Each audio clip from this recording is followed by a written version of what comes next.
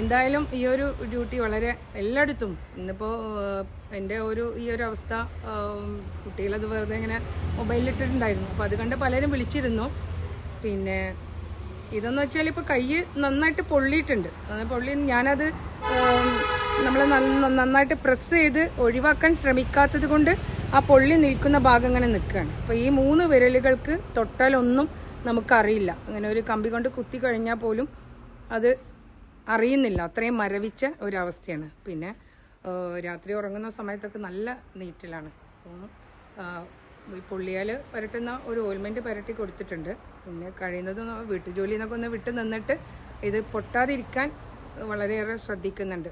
പിന്നെ ഇപ്പം പറയാനുള്ളത് എന്താണെന്ന് വെച്ചാൽ ഇത്തരം ഡ്യൂട്ടികളൊക്കെ തരുമ്പോൾ നമുക്ക് അതിനനുസൃതമായിട്ടുള്ള ഒരു പ്രൊട്ടക്ഷൻ, ഇപ്പോൾ മഷി പുരട്ടുമ്പോൾ ഇങ്ങനെ അതിന് പ്രൊട്ടക്ഷനുള്ള മെറ്റീരിയൽസ് തരിക.